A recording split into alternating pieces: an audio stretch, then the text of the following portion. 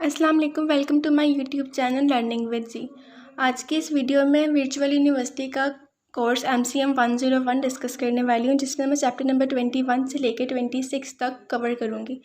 So subscribe करें, like करें ताकि आप लोग अपडेटेड रहें आने वाली वीडियोज़ के। सो इसका लेक्चर नंबर 21 जो है द रोल ऑफ ह्यूमनिज़्म, इसमें जो रेनेसांस है उसका मीन्स है रीबर्थ।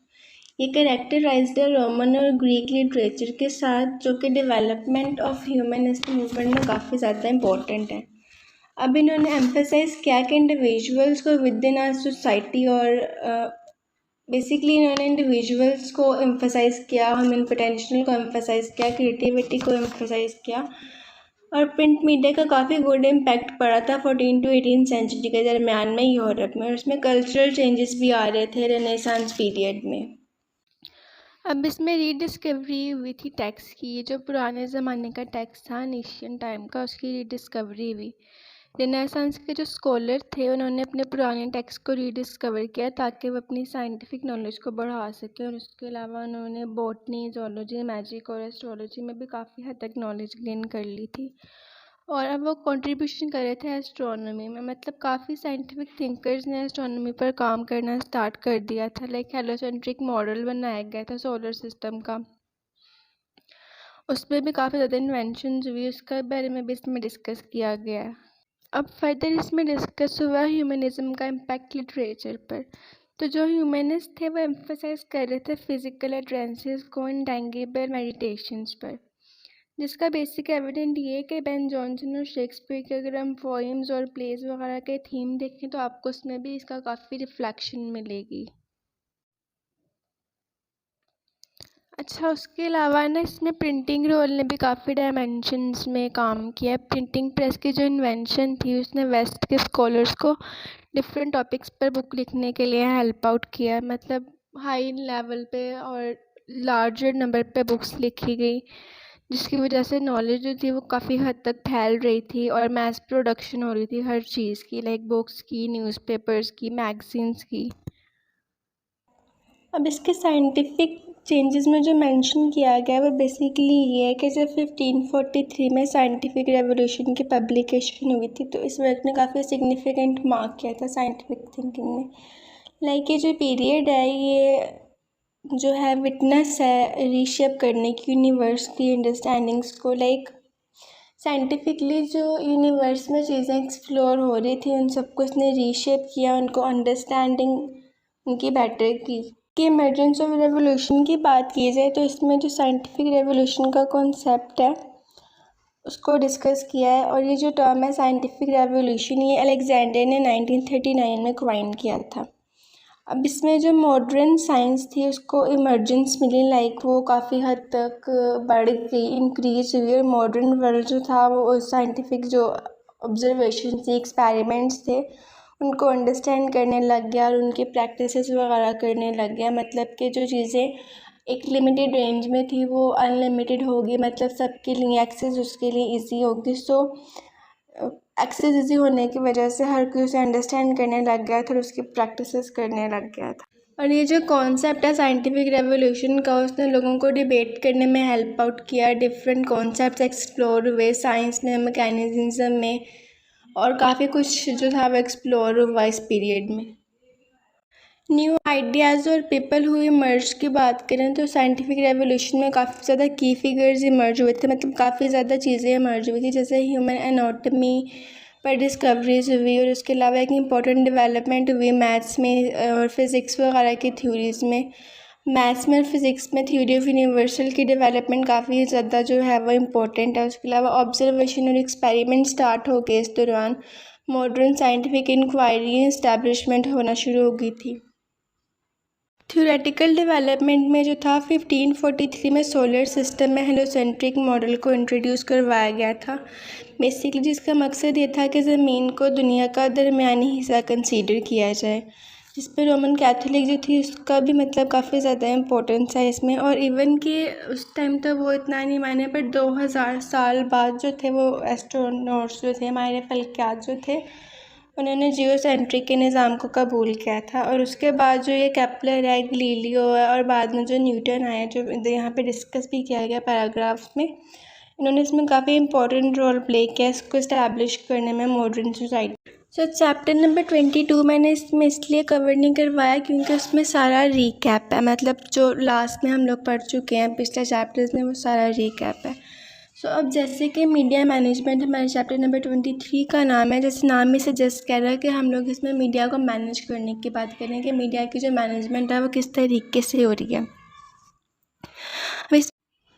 अब जैसे कि जो मीडिया है उसके 3 बेसिक डिविजन्स हैं, एडिटोरियल और बिजनेस और टेक्निकल। अब जो एडिटोरियल है इसमें उसका जो बेसिक पर्पस है वो ये है कि जो सिलेक्शंस होती हैं मटेरियल की पब्लिकेशंस के, लाइक न्यूज़पेपर्स में, मैगजीन्स में जो मटेरियल जाता है वो उसके लिए रिस्पॉन्सिबल होता है कि उसमें क्या चीज़ प्रिंट हो रही है और क्या उसमें तरीका है। उसके अलावा जो उसकी एथिकल और मॉरल गाइडलाइंस हैं कि वो अपनी लिमिट्स क्रॉस ना करे, लाइक उसमें कुछ ऐसी वर्गैलिटी ना हो या ऐसा कुछ जो है वो इनएप्रोप्रिएट किस्म का जो मटेरियल है वो ऐड ना हो। अब बिज़नेस सेक्शन की बात करें तो इसमें जो बिज़नेस सेक्शन है उसका बेसिकली पर्पस ये है, या यूँ कह लें कि वो रिस्पॉन्सिबल इसलिए है कि वो फाइनेंस को मैनेज करे। मतलब जो एडवर्टाइजिंग और सर्कुलेशन डिपार्टमेंट में जो एडवर्टाइजमेंट्स के रेट को चेंज करना उसका बेसिक कंसर्न है। और उसके अलावा वो बेस करता है उसके कलर साइज और प्लेसमेंट ऑफ एड्स पर, मतलब कि उसका कलर कैसा है, उसमें कितने कलर्स हैं, कितना साइज़ है, उस हिसाब से उसके फाइनेंस को मैनेज करे।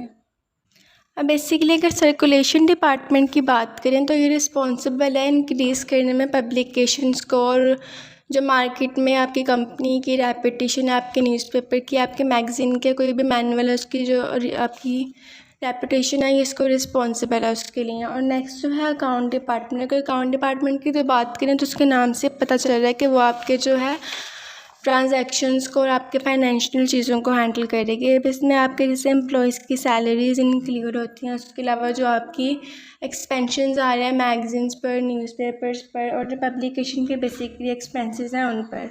अगर प्रेस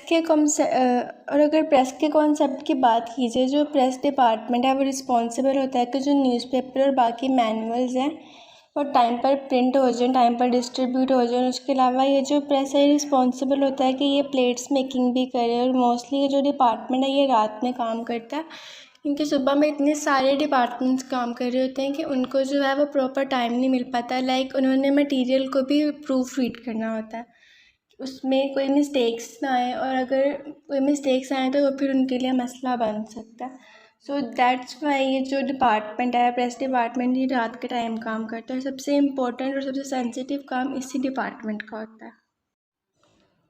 अब इसका जो नेक्स्ट चैप्टर है वो है images in mass communication and invention of photography. Basically इसमें जो था वो फोटोग्राफी के बारे में डिस्कस किया गया, लाइक कैसे जो मास कम्युनिकेशन मतलब न्यूज़पेपर्स में, मैगजीन्स में, या किसी भी जो बिलबोर्ड्स वगैरह थे उनमें जो पिक्चर्स एडिंग होना शुरू हो गई थी उसके बारे में इसमें डिस्कस कर रहे हैं।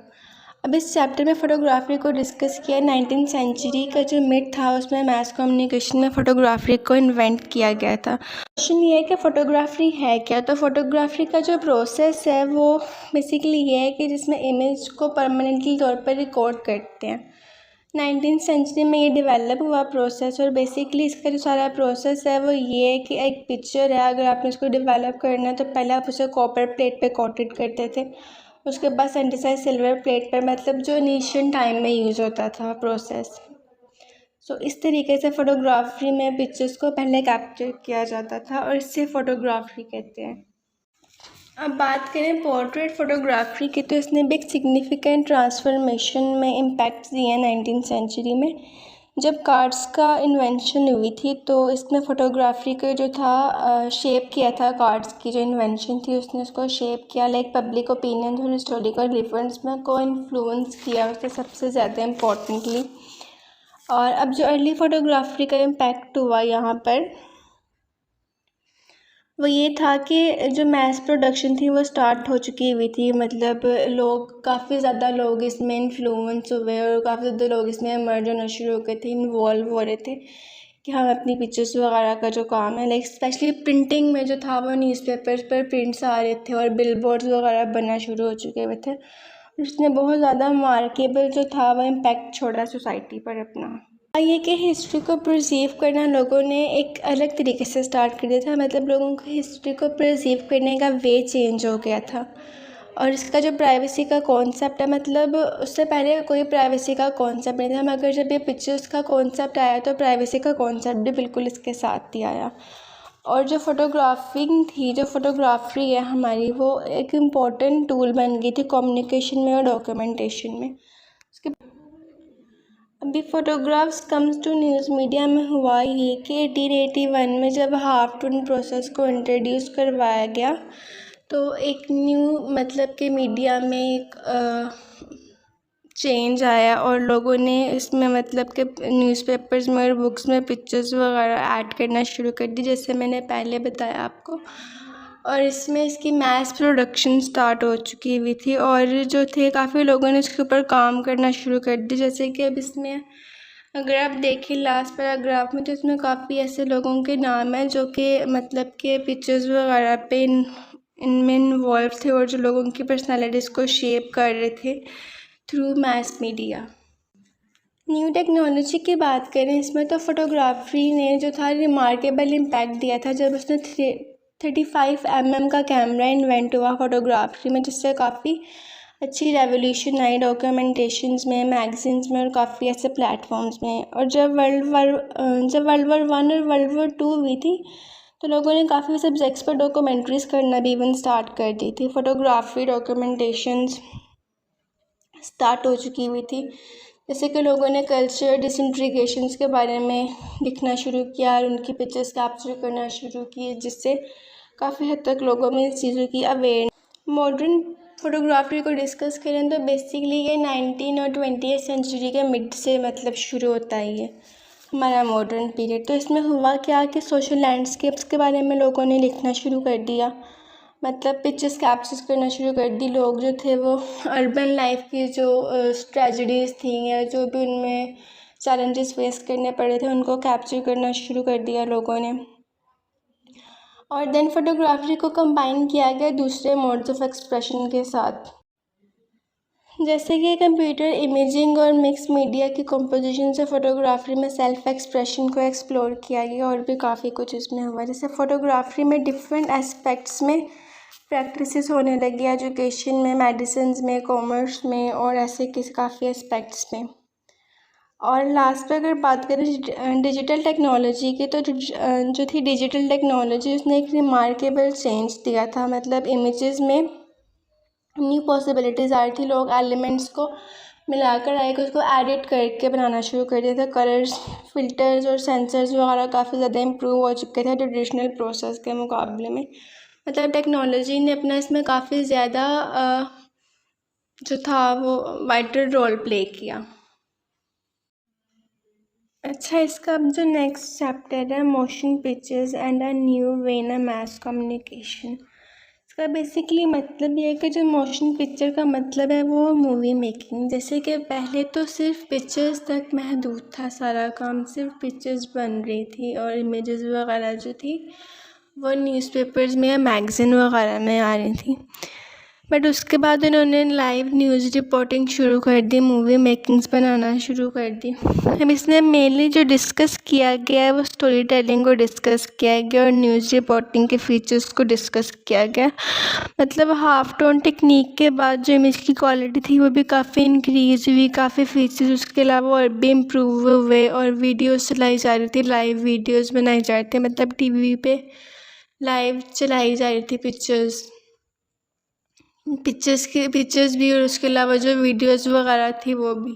अब बेसिकली हुआ ये कि इसमें अब एक एक्सपेरिमेंट किया गया है। इसमें मतलब जो डिस्क्रिप्शन है इस पैराग्राफ की वो ये है कि एक एक्सपेरिमेंट हुआ जिसमें 2 डिस्कवरीज की गई थी, एक PHI फिनोमिना और एक प्रेसिडेंस ऑफ विजन को। अब ये जो 2 फैक्टर्स थे ये मिलकर इल्यूजन्स ऑफ मोशन बना रहे थे। जो अर्ली डेज़ में मोशन पिक्चर्स थी वो एक्सपेरिमेंटेशन और टेक्नोलॉजी पर बेस करते थे, मतलब फर्दर जो था मूवीज़ में और काफ़ी ज़्यादा चेंजेस आना शुरू हो गए थे, इम्प्रूवमेंट्स आ रही थी। उसके बाद फर्स्ट थिएटर के बारे में मेंशन किया गया इसमें, लाइक फर्स्ट जो थिएटर था वो इंट्रोड्यूस करवाया गया और फिर मोशन पिक्चर्स एक्सपेंड होना शुरू हुई। अब जो अर्ली फिल्म्स का मेन फोकस था डॉक्यूमेंट्री में, मतलब वो ये था कि वो डॉक्यूमेंट्रीज़ बनाए और कंटेम्प्रेरी इवेंट्स को रिकॉर्ड करें। उसके अलावा वो स्टोरी टेलिंग का काम कर रहे थे। उनका जो मीडियम था स्टोरी टेलिंग का वो इवॉल्व होकर ज़्यादा अच्छा बन गया था, मतलब कि फिल्म इंडस्ट्री बनना शुरू हो गई थी, मतलब वो न्यूली स्टेजेस पर स्टार्ट हो चुकी थी। इसके अलावा बिजनेस एक्सपेंड हो रहे थे फिल्म इंडस्ट्री की वजह से, लोगों को प्रोफेशन में एक्टिंग के तौर पे ऐसा जॉब मिलना शुरू हो गई थी।